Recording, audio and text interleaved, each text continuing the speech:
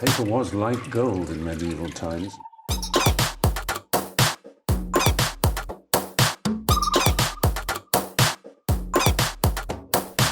Oh, not tobacco.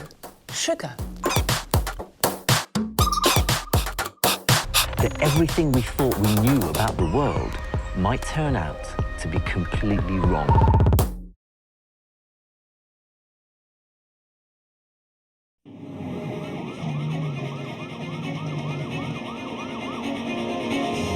On Maryland's eastern shore, a couple's romantic weekend getaway turns lethal when a man dies in a deadly blaze. Though all of the evidence suggests a tragic accident, a routine investigation exposes some troubling irregularities. In Florida, an apparently healthy woman dies in her home, and examiners can find nothing to explain the death.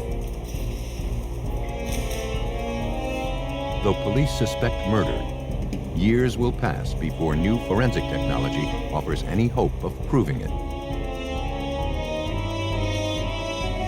When an untraceable poison is used to commit murder, homicide detectives face a difficult challenge. For help, they turn to forensic toxicologists to follow a killer's tracks and expose a toxic death.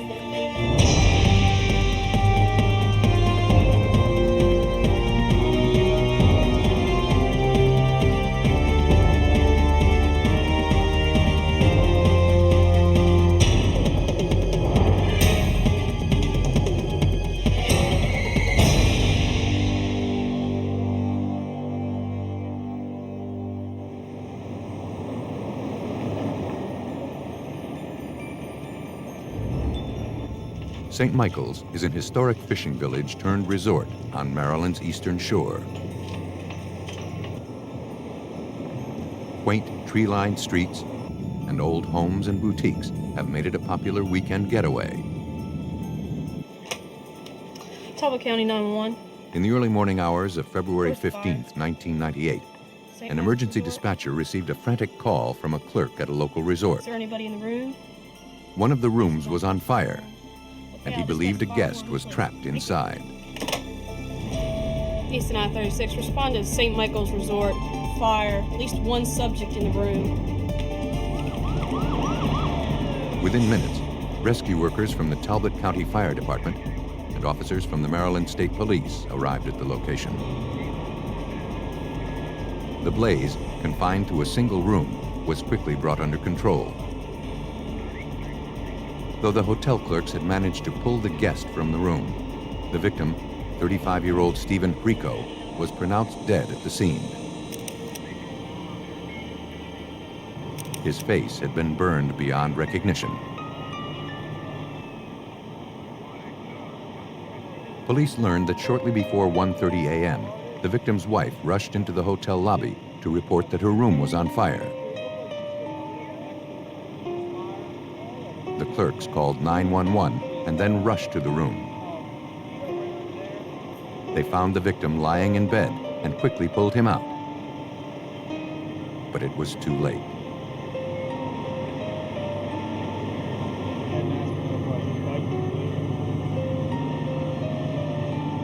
The victim's wife, 33-year-old Kim Rico, said she and her husband Steve were spending Valentine's weekend together. A little bit and give me a little bit here. Earlier that evening, she and Steve had dinner with friends at the hotel's dinner theater. Make sure your wife is okay. Have a little Kim said Steve had been drinking heavily and had taken antidepressants and cold medication. Oh, well, why don't we have a toast to you, honey? Kim said that Steve became sloppy drunk. Here's the one. It's so bad. She and her husband returned to their room a few hours later. Steve continued to drink. Then he began pressuring her for sex. You're drunk, and I'm not interested. No, I'm just not interested. When Kim refused, he became angry. Hey, no, I'm not drunk. To avoid a fight, she grabbed her things and left to go for a drive. When she returned a few hours later, she made her way into the room and was immediately overcome by smoke.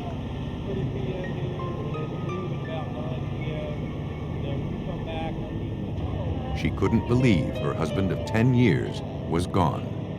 He's a smoker? What kind of cigars does he smoke? Investigators searched for answers to explain the deadly blaze. Maryland Deputy State Fire Marshal Mike Mulligan began by looking for the fire's origin.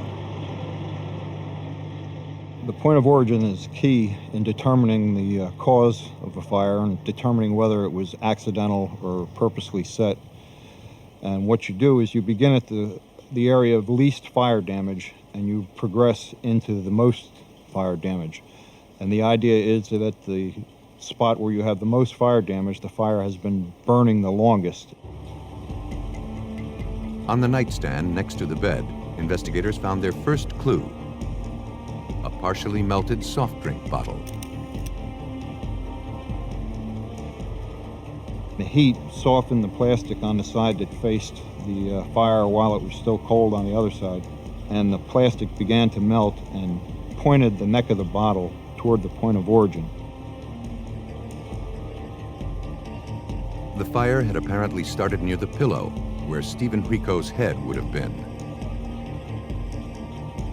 Burn patterns showed its progress across the bed and down to the charred carpet.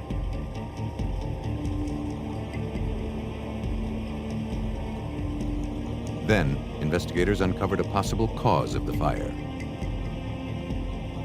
On the bedside table, they found an open package of cigars. One was missing.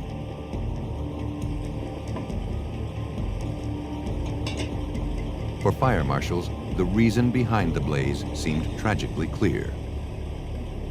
We could eliminate the electrical, we could eliminate the heating and the air conditioning units, we could eliminate the wood-burning stove, and what did that leave us with? Well, one of the possibilities was careless smoking.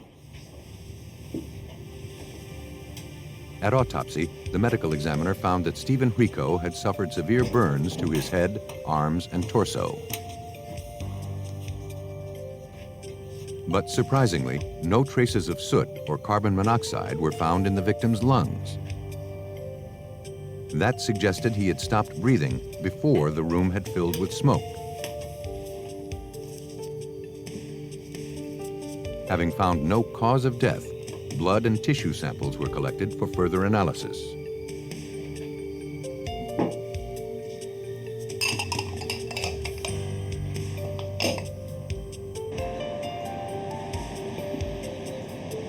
Toxicologists at the Maryland State Police Crime Lab confirmed that there was no carbon monoxide present in the victim's blood or tissue. And blood alcohol test results were 0.00%. Examiners found no evidence suggesting that Steve had been drinking or taking pills, as his wife claimed. The results were passed on to the Maryland State Police. Homicide Detective Joe Gamble struggled to reconcile all the facts of the case. Mike, I'm gonna check on that. They could not determine how he died. They could tell us that he didn't die of any natural causes. There was no alcohol in Stephen's blood, no soot or carbon monoxide in his lungs. That did not jive with what Kimberly Rico told us that night. To resolve the inconsistencies, detectives questioned the victim's wife again. Another problem we have is right now they're coming back and they're telling us that Kim Rico was surprised by the lab findings. In addition to drinking heavily at dinner, Steve had purchased beer and cigars earlier that day. She admitted her marriage had been rocky, but claimed she and Steve had managed to work out their problems.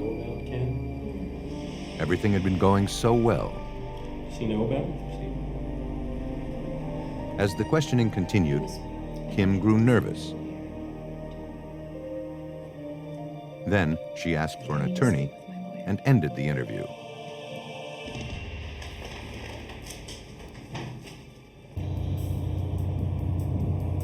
To find out what Kim Rico was hiding, police contacted the couple's friends.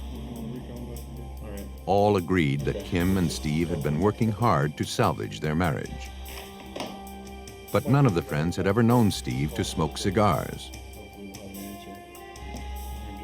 The inconsistent information, in addition to the autopsy findings, led investigators to suspect that Steve Rico's death had not resulted from an accident, as his wife suggested. No evidence of alcohol was found in his blood.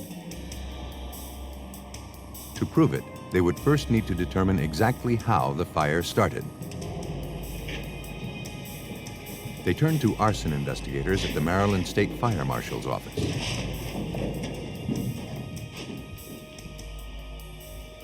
At a training facility in eastern Maryland, fire marshals looked to recreate the damage observed at the scene. They lit the same brand of cigar found inside the room and placed it on a pillow they'd obtained from the hotel. It smoldered, then went out. The ash from the lit cigar failed to ignite the flame-retardant pillow. We took the cigars and placed them on the pillows. Did this repeatedly for approximately an hour and a half. And what the test showed us was that careless smoking could not have been the cause of ignition caused by the pillow. Though investigators now suspected an accelerant had been used to start the blaze, lab tests failed to expose any traces of a flammable substance. Hot, quick, liquor hard to get going. However, the accelerant might have burned away during the fire. The only other way investigators could ignite the pillow and recreate the burn damage was by applying a makeshift torch directly to it.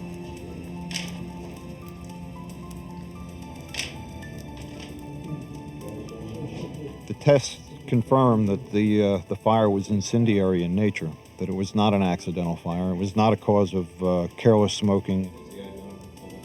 The fire had been intentionally set. The findings were passed on to police. Soon after, Stephen Rico's death was officially classified as a homicide. Authorities on Maryland's eastern shore proved that a hotel room fire that claimed the life of 35-year-old Steve Rico was not the result of careless smoking, as his wife Kim suggested. Having found no traces of smoke in the victim's lungs, it was also clear that Steve Rico was already dead when the fire was set. But the medical examiner was unable to determine exactly how he died. All of the findings led police to believe that Kim Rico had murdered her husband. Now they looked for physical evidence to prove it. Police tracked down her co-workers at a Washington, D.C. hospital, where she was employed as a surgical technician. Did she ever bring up her husband? No one believed Kim was capable of murder. Yeah, she did a couple of times, as a matter of fact. However, one doctor did recall an unusual conversation he had with her a month earlier. I've been meaning to talk to you about that. Kim had been complaining about her marriage and jokingly offered him $50,000 to kill her husband. What are you talking about? Not taking her seriously, he joked back, telling her she could put Stephen to sleep forever by injecting him with a drug called succinylcholine. Now, what would that do to somebody? Kim's co-worker described the drug as a powerful muscle relaxant used to prevent involuntary movement during surgery. 1900. As a surgical technician, Kim used it nearly every day. Homicide detective Joe Gamble. Kimberly Rico's profession was significant working as a surgical technician, and that she had access to certain drugs that other people in the hospital and that normal citizens don't have access to. One of those drugs, is we learned, was succinylcholine. Though toxicology tests turned up no traces of the drug in Stephen Rico's body, detectives learned that succinylcholine breaks down almost immediately, leaving no detectable traces behind. In essence, the drug is a perfect murder weapon. It's injected into the tissue doesn't have to go into the bloodstream, and it causes your muscles to relax, which includes your heart and your diaphragm and your breathing. And with enough succinylcholine, you just stop breathing and your heart stops and you die. With the homicide investigation taking on a clearer focus, detectives returned to the crime scene. While they searched the hotel for a syringe or a drug vial, divers combed the Miles River, located directly behind the resort. They spent hours combing the bottom of the river and the surrounding area. But their search turned up nothing.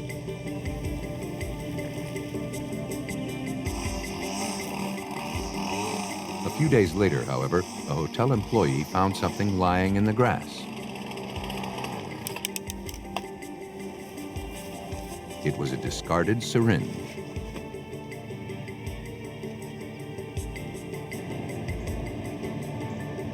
The evidence was forwarded to the Maryland State Police Crime Lab. A thorough analysis of the needle failed to produce any traces of the victim's blood or succinylcholine.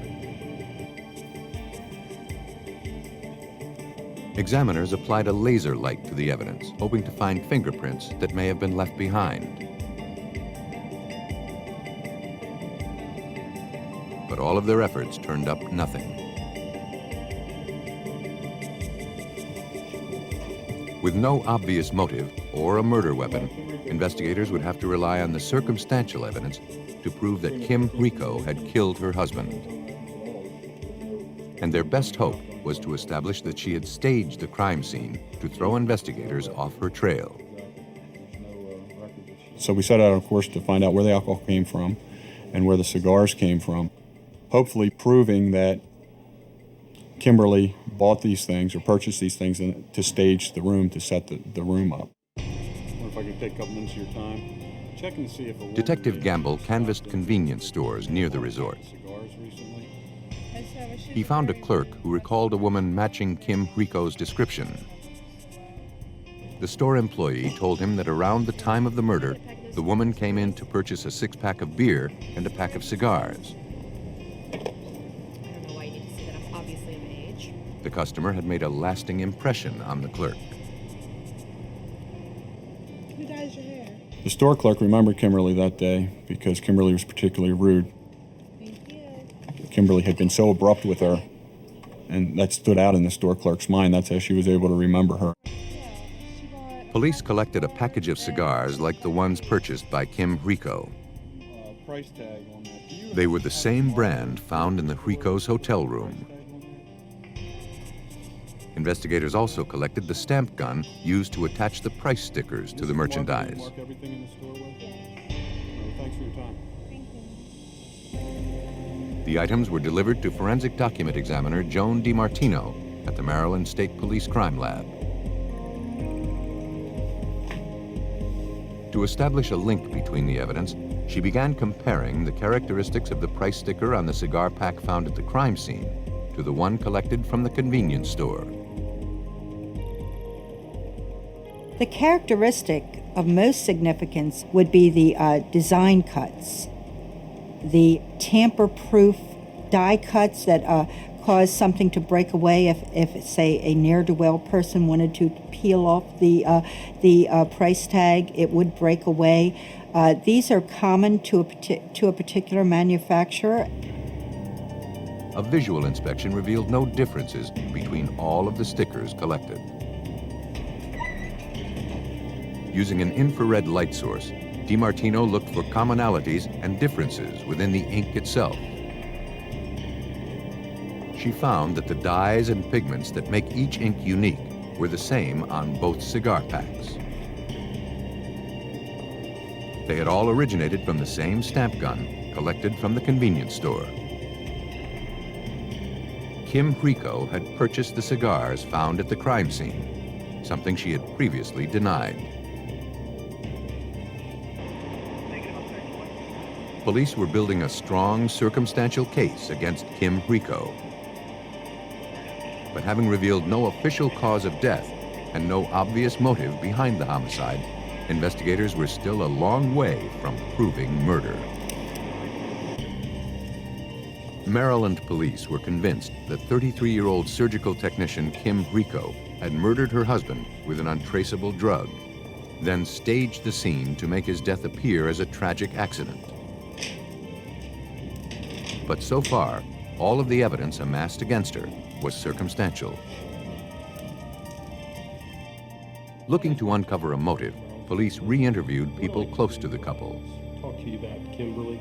I understand that you're friends with her. One friend admitted that just before Stephen's death, Kim said that she wanted to divorce him. Have you known her? Kim had been having an affair with a man she'd met a few months before. They'd been spending a lot of time together. And Kim was no longer interested in salvaging her marriage to Steve. But Kim was dreading a prolonged and costly divorce. Thank you very much for your time. The information was enough for investigators to obtain a warrant to search Kim's home.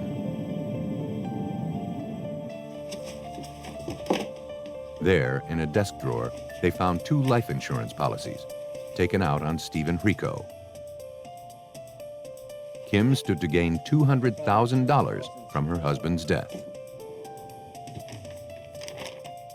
It was the break homicide detectives had been looking for. We felt that Kimberly had a motive. She had a large amount of money to gain. She had been involved in an affair that she wanted to move forward with. And those were the 2 things that we felt that Kimberly wanted to gain by the murder of Stephen Rico. We got out of Kim Rico's house on Bellamy Drive. A warrant was issued for Kim Rico's arrest. But before police could act, they received some startling information. Where's she at? Kim Rico had attempted suicide. How long ago was that? Okay. One of Kim's friends had become concerned when she hadn't heard from her in some time. When she went to check on her, she found Kim unconscious on the floor. An empty bottle of pills lay nearby. Kim Rico, the prime suspect in her husband's death, was rushed to a nearby hospital. Though she was in critical condition, medical personnel had gotten to her on time. A few days later, Kim Rico was released from the hospital. Police were there waiting. Are you Kimberly Rico? Okay, right now I have a warrant for your arrest. She was taken into custody and charged with murder. You have the right to remain silent. You have the right to return to your kin. Based on the evidence, investigators believe that Kimberly Rico was driven by greed and a desire to further her affair. On February 15, 1998, she injected her unsuspecting husband with the untraceable drug succinylcholine. It paralyzed him immediately. She staged the scene to make it appear Stephen had been drinking beer and smoking cigars.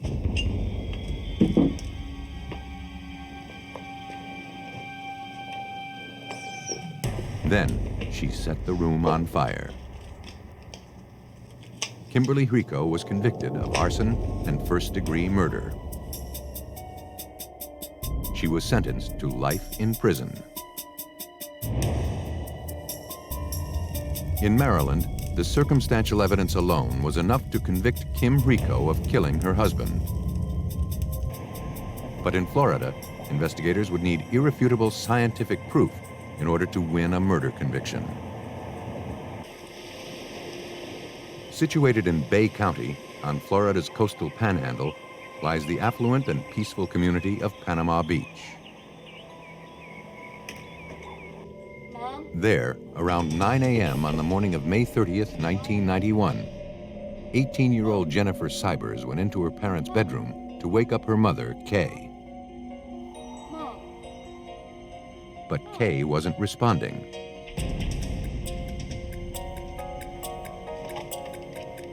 Panicked, Jennifer called her father, Florida State Medical Examiner. He told her not to worry. He was sending help and said he would be there shortly. Okay. Emergency workers and a doctor from the medical examiner's office were dispatched to the scene.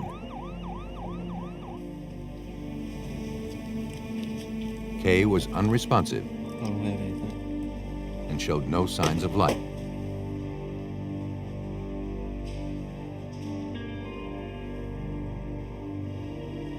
The 52-year-old mother of 3 was pronounced dead at the scene, the apparent victim of a heart attack.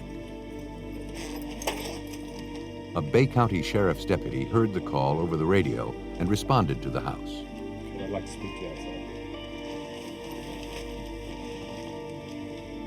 He was informed that the death had resulted from natural causes and he wasn't needed. I'd like to speak to you outside if I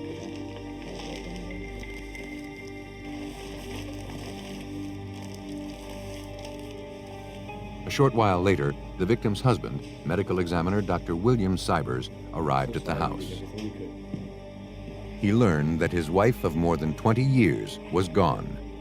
Any idea what caused it? Jimmy should be in the room, and I need to get to her. Make sure she's Dr. Cybers asked that her body be taken directly to the funeral home.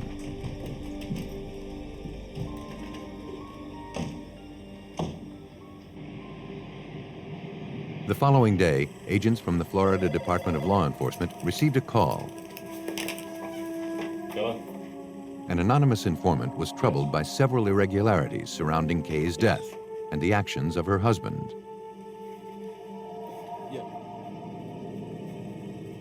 After hearing all of the details, Special Agent Scotty Sanderson agreed to take a closer look at Dr. Cybers. Certain red flags came up. He was a medical examiner. No autopsy had been performed. Kaye Cybers was in apparent good health. He did not call 911 after learning of her distress, and the police were notified and sent to the home, but were asked to leave by staff of Dr. Cybers. As a medical examiner, Dr. Cybers knows that all unattended deaths require that an autopsy be performed. His wife's was no exception. To find out why he hadn't followed protocol, investigators arranged for an interview. It's important that an autopsy be conducted. Could you tell me why you didn't order an autopsy? Dr. Cybers admitted he had made a mistake. And I just He was distraught and wasn't thinking clearly. no better family. He loved Kaye very much, And heart disease. I tried to convince her. and her death was completely unexpected. A few drinks, enjoyed ourselves. Very pleasant. The night evening. before she died, the two had gone out for a nice dinner. Later on, she felt that she had a little. I've got a really bad chest pain. But around 4 a.m., she woke him up. I can hardly breathe. It hurts when I breathe. Kaye was experiencing pain in her chest and left shoulder. Oh, man. Draw some blood for her. Dr. Cybers was concerned. Kaye had a family history of heart disease and diabetes, Just try to relax. but she refused to go to the hospital. Let me see if I can put your arm down a minute. Dr. Cybers said he tried to draw some blood so he could have it tested the following morning. Ouch. But he said he botched the job. Just try to relax. Ow. Ow, Bill. After 2 unsuccessful attempts, he gave up. I'll be right back. Lay back. Eventually, Kaye fell back asleep. She was fine. Dr. Cybers said he called to check up on her several times the following morning, but he never got through. See if she wanted to take something for her. As a matter of routine, Agent Sanderson asked for the syringe, Explain to me what happened. but Dr. Cybers didn't have it. Where's that? He said that on his way to work the following morning, he tossed the needle in the trash and then disposed of the garbage in a dumpster a few blocks away. Trash to the dumpster. Yes. Is that typically what your family does with the household garbage? Most of our garbage, yes. Dr. Cybers, is there... All of the information, including the manner in which the needle was disposed, troubled Agent Sanderson. He's a physician. He has a needle on a syringe exposed in a household garbage throwing it in the garbage bin supposedly down the street. All of these different factors were alarming me and the other agents that were with me about what we were going to be working. Troubled by all of the irregularities, investigators began looking deeper into Kaye Cyber's medical history. FDLE Special Agent Dennis Norred pored over her records, looking for any clue that might help explain her death. He found no records suggesting she suffered from diabetes or heart disease, as her husband claimed. We had gathered documents from the time that Kaye was born up until the time that she had died in Panama City. And there was nothing to ever indicate that she would have experienced any type of health problems. The information suggested that Dr. Cybers was not being truthful about his wife's medical history. To find out why, investigators needed to examine the victim's body. After obtaining a warrant, authorities were dispatched to the funeral home to retrieve Kaye's remains. They arrived just in time. Agents were dispatched to that funeral home where they found she had been embalmed and was in a casket for showing, and they were about to transport her body back to her home in Iowa. Dr. Cybers, it seemed, was in a hurry to bury his wife. Kaye Cybers' body was transported to an independent medical examiner's office located in Pensacola. It was now up to them to determine if her death had resulted from natural causes or something else. Authorities in Bay County, Florida, looked to explain the death of Kaye Cybers, a seemingly healthy 52-year-old mother of 3, found dead in her home. Though her husband, medical examiner Dr. William Cybers, claimed she had a history of heart disease and diabetes, her medical records told a different story. Investigators hoped an autopsy would give them answers. Medical examiner Dr. Gary Cumberland looked to pinpoint a specific cause of death. An external examination revealed the presence of 2 distinct puncture marks on the victim's right arm. That was consistent with Dr. Cybers' claim that he tried to draw blood from her shortly before her death.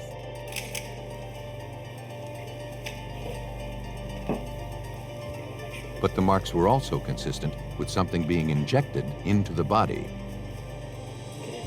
I've seen some fresh hemorrhage around these, so I think that they occurred before she died. So let's make sure that we get some of that tissue for toxicology as well as general histology.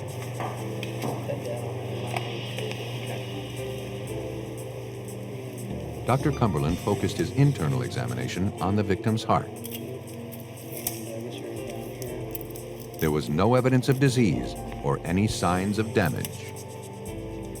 In fact, all of the victim's organs seemed healthy.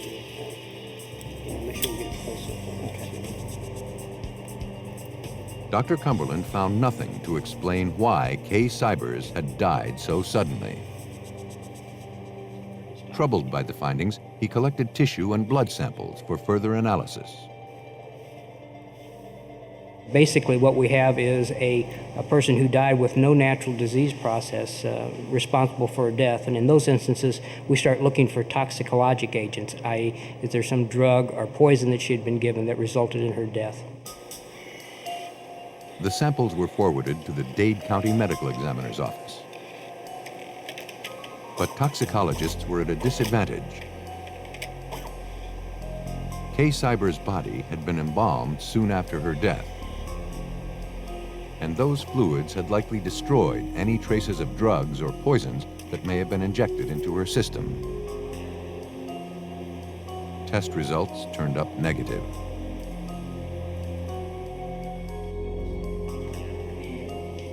The findings did little to ease investigators' suspicions that Kaye Cybers had met with foul play. And we have agents that will be accompanying this material down to my... Despite the lack of hard evidence, they refused to close the case. Though the victim's husband explained the puncture marks on Kaye's arms had resulted from an attempt to draw blood, investigators formulated a different theory. They speculated he had injected her with a lethal drug. But a search of dumpsters near the couple's house failed to produce a syringe or any evidence that could prove it.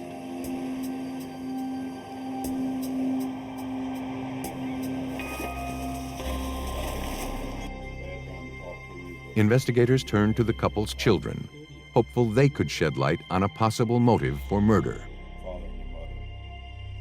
But the Cybers' daughter insisted that her parents' relationship was strong. She seemed normal, seemed fine. Her father was dedicated to Kaye and the children.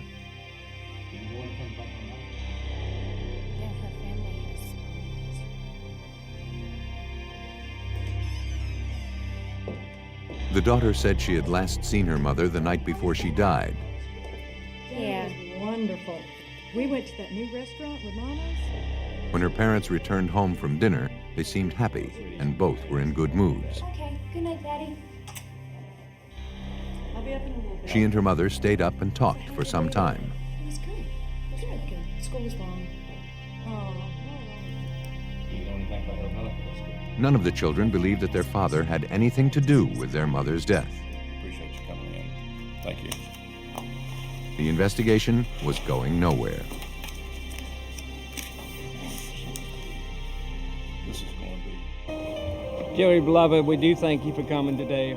Authorities had no choice but to release the victim's body to her family. Every one of you here with us today. Kaye Cybers' remains were flown to her hometown in Iowa. There, she was laid to rest.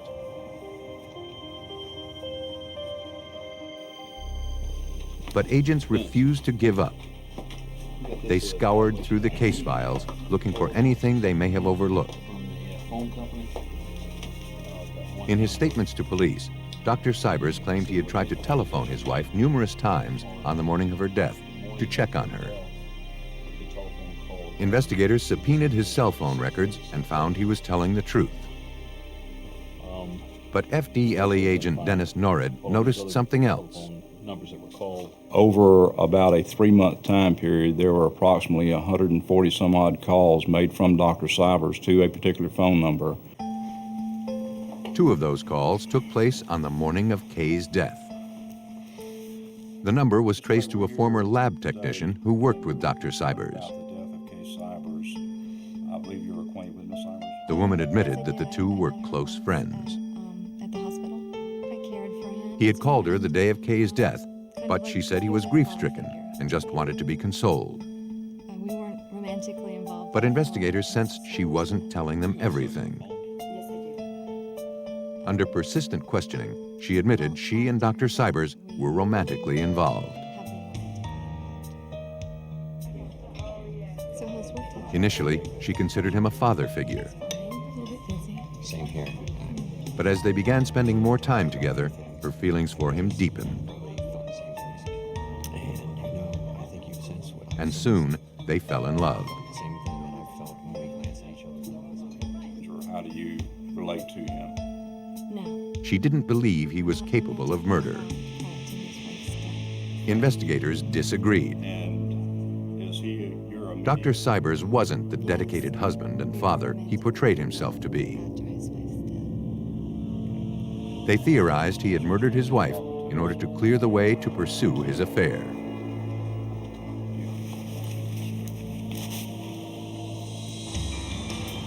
Police forwarded Kaye Cybers' tissue samples collected at autopsy to the National Medical Services Lab in Willow Grove, Pennsylvania, one of the most advanced forensic labs in the country.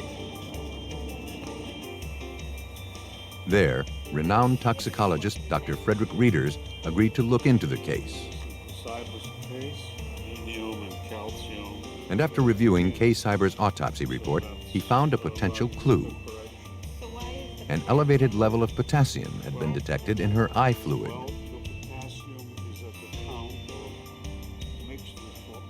Though potassium occurs naturally in the body in small amounts, if a large dose is injected into a person's bloodstream, it will cause the heart to stop immediately.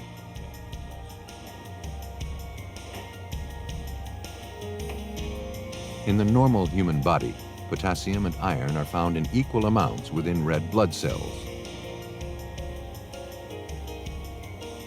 To find out if Kaye Cybers had an unnatural amount of potassium in her body, toxicologists used a newly developed system that measures the ratio of potassium to iron.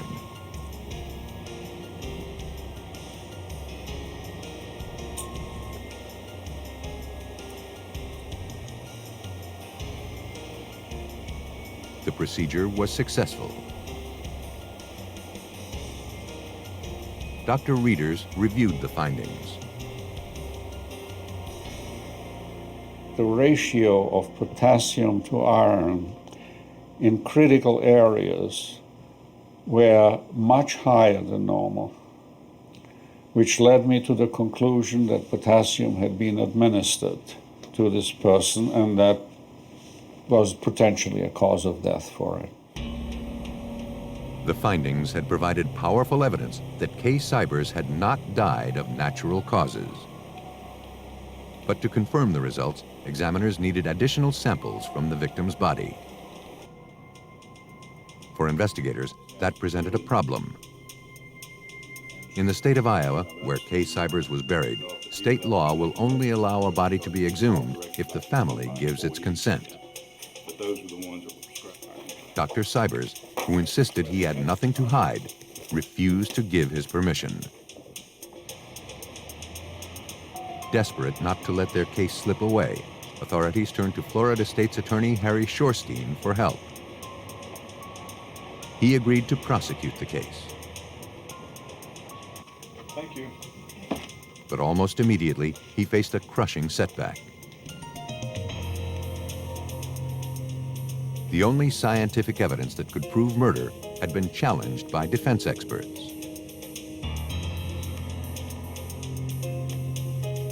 Because potassium occurs naturally in the body, the judge ruled that without additional samples, there was insufficient evidence to prove that Kaye Cybers had been administered a lethal dosage. Very simply stated, when you die, your red blood cells almost immediately break down. They're full of potassium, and as a result, the potassium within your body goes everywhere. And the general thought among the scientific community is that if you're injected with potassium, unless you could get to the body almost immediately, you couldn't distinguish between the potassium that had been injected in the body and the potassium that is within your body naturally. Despite the court's conclusions, everything authorities had learned convinced them Dr. Cybers had murdered his wife. But until they could find irrefutable evidence, they would be unable to prove it.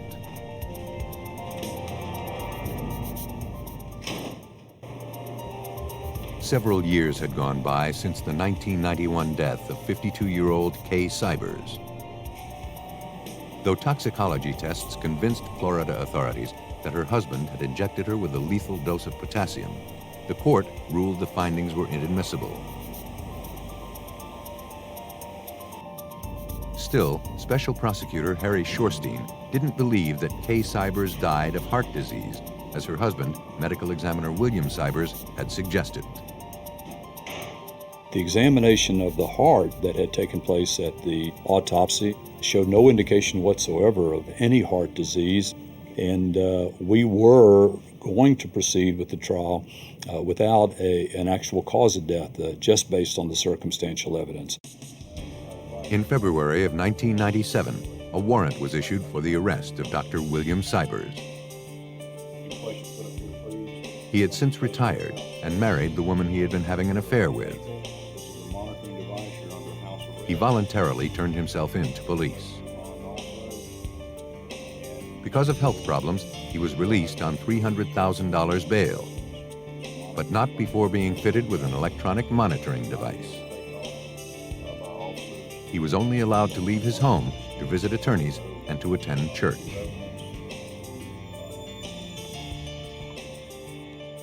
With the trial approaching, prosecutors struggled to prepare their case for a jury. Then, they received some unexpected news. In the years since Kaye Cybers' death, Toxicologists at the National Medical Services Lab in Willow Groves, Pennsylvania, had developed new forensic tests that could detect previously untraceable poisons. Though the samples collected at autopsy were several years old, according to Dr. Kevin Ballard, they had been well preserved. The tissues from Ms. Cybers were taken from her at the time of her original autopsy, but she had already been embalmed. Those tissues, those organs, were maintained frozen during all the years between the time of her death and the time of our analyses. First, Dr. Ballard wanted to test the samples for the presence of paralyzing drugs. These drugs are known to increase potassium levels in the body, which might explain why high levels of potassium were found in Kaye's tissue samples years earlier. He subjected the samples to a process called QTOF, which stands for quadrupole time of flight. Essentially, the process acts as a molecular microscope. First, all of the molecules that are present in the sample are separated. Each individual molecule is then broken down into pieces. Using sophisticated detection equipment, the individual pieces are then weighed. The molecular weight of the samples is then compared to the molecular weight of known paralyzing drugs. In tissue samples taken from Kaye Cybers' kidney, the analysis revealed lethal amounts of the drug succinylcholine. Succinylcholine and these other paralyzing drugs, when they're administered to a person, they paralyze the skeletal muscles of our bodies. These are the muscles that move our limbs. They also paralyze the specialized skeletal muscle, which is the diaphragm, which is the primary muscle that we use when we breathe. So part of the effect is to stop a person's breathing. Done the preliminary interviews of the family members. The analysis had finally given investigators the evidence they needed to prove murder. As a physician, the victim's husband had easy access to the drug and the knowledge to use it with deadly effect.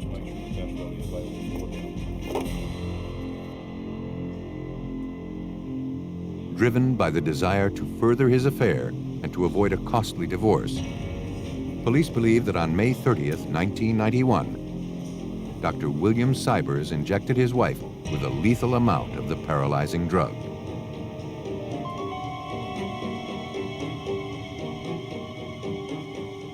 He then tried to use his position as chief medical examiner to conceal his crime. State of Florida versus William In January 2000, Dr. William Cybers was convicted of the murder of his wife, Kaye. So we all done at Pensacola, Escambia County, Florida. He was sentenced to life in prison. Date 3/23/2001. Some killers believe that by using an untraceable drug, their crimes will go unpunished. But with each advance in forensic science, there are fewer poisons that can escape detection. And that means a better chance for investigators to solve those once elusive cases of toxic death.